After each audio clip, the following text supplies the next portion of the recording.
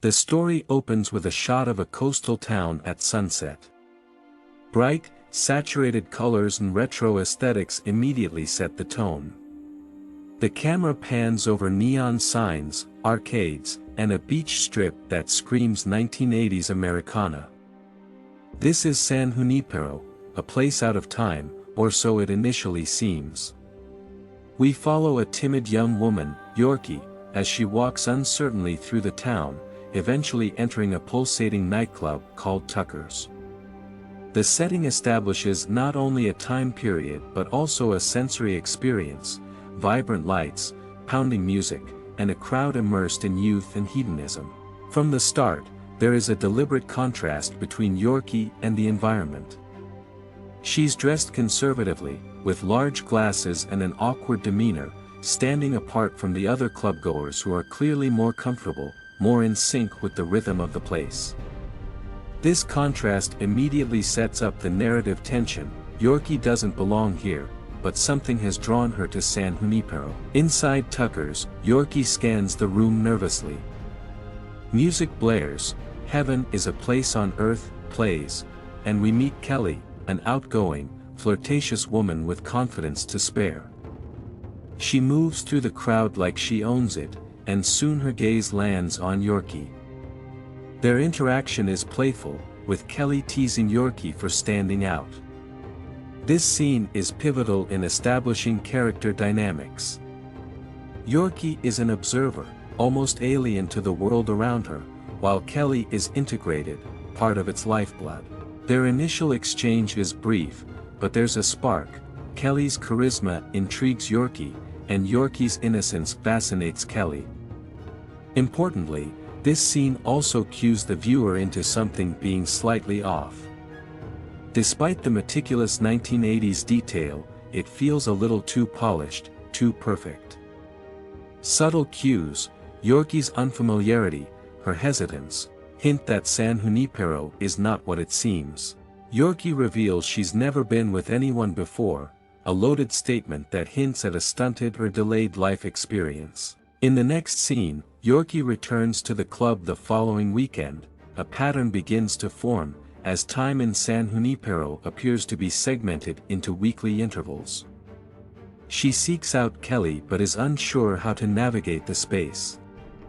Eventually, they reunite. The scene culminates in their first kiss, with the ocean in the distance. This moment is both romantic and poignant.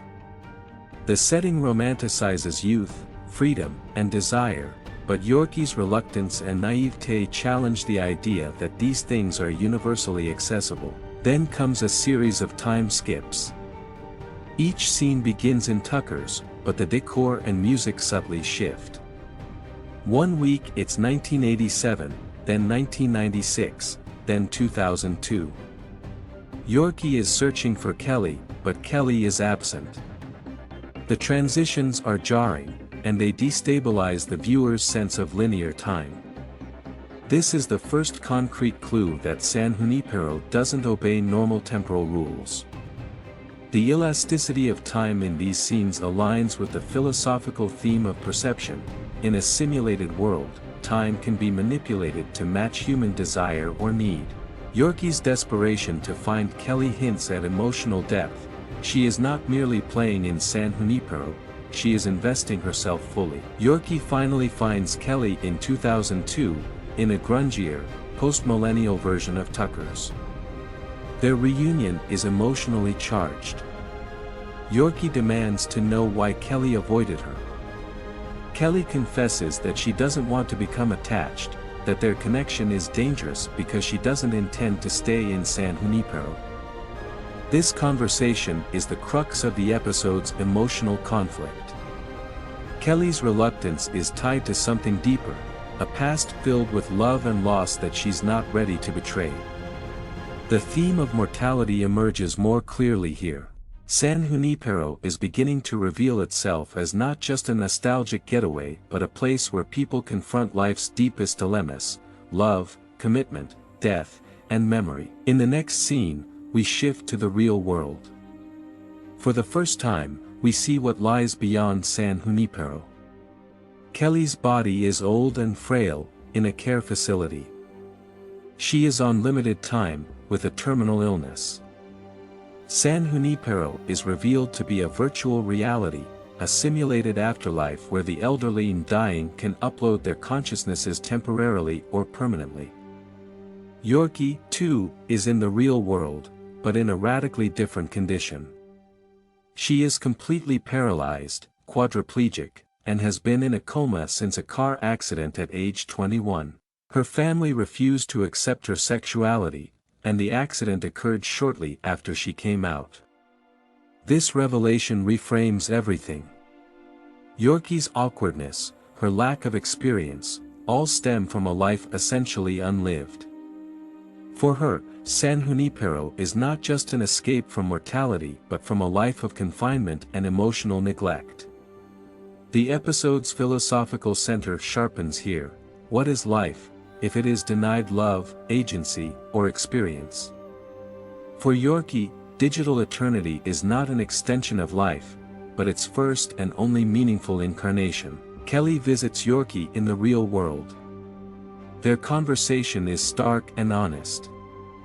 Yorkie is preparing for euthanasia, after which she will be permanently uploaded to San Junipero.